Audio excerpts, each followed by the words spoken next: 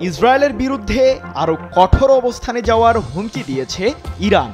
এরই মধ্যে ইসরায়েলিদের দেশ ত্যাগ করার নির্দেশ দিয়েছে তেহরান। অন্যথায় ইরানের সামরিক বাহিনীর হামলা থেকে কেউ রক্ষা পাবে না বলে হুঁশিয়ারি দিয়েছেন ইরানের সেনাবাহিনীর মুখপাত্র কর্নেল রেজা সায়াদ। এমন ঘোষণার পরই ইসরায়েলিদের মাঝে চরম উৎকণ্ঠা বিরাজ করছে। টানা চতুর্থ দিনের মতো ইসরায়েল জুড়ে ক্ষেপণাস্ত্র হামলা অব্যাহত রেখেছে ইরানের সামরিক বাহিনী। এতে এখন পর্যন্ত 17 জন ইসরায়েলি নিহত হয়েছেন, আহত হয়েছেন আরও শতাধিক। তেহরানের হামলা কোনোভাবেই ঠেকাতে পারছে না ইসরায়েলের এয়ার ডিফেন্স সিস্টেম আয়রন ডোম। পাল্টা জবাবও দিচ্ছে ইসরায়েলের সামরিক বাহিনী। এদিকে ইসরায়েলের উত্তরাঞ্চলীয় বন্দর শহর হাইফার প্রধান বিদ্যুৎ কেন্দ্রে মিসাইল হামলা চালিয়েছে ইরানের সর্বোচ্চ প্রতিরক্ষা বাহিনী ইসলামিক বিপ্লবী গার্ড কর্পস IRGC।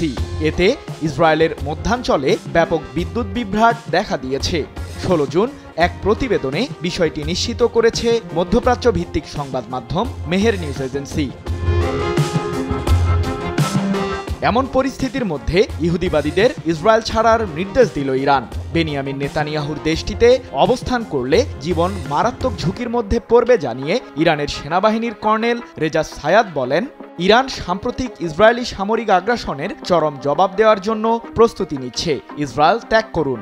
এই দখলকৃত ভূমি ত্যাগ করাই আপনার জীবন রক্ষার একমাত্র উপায়।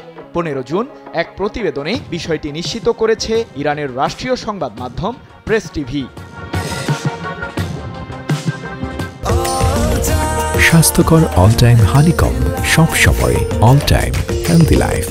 ইসরায়েলের প্রধানমন্ত্রী নেতানিয়াহুর শাসন ব্যবস্থাকে বেপরোয়া, দুর্নীতিগ্রস্ত এবং অপরাধী আখ্যা দিয়ে কর্নেল রেজা সায়াদ বলেন, ইহুদিবাদীদের নিয়ন্ত্রিত এলাকার সংবেদনশীল লক্ষ্যবস্তু সম্পর্কে গোয়েন্দা তথ্য রয়েছে আমাদের কাছে।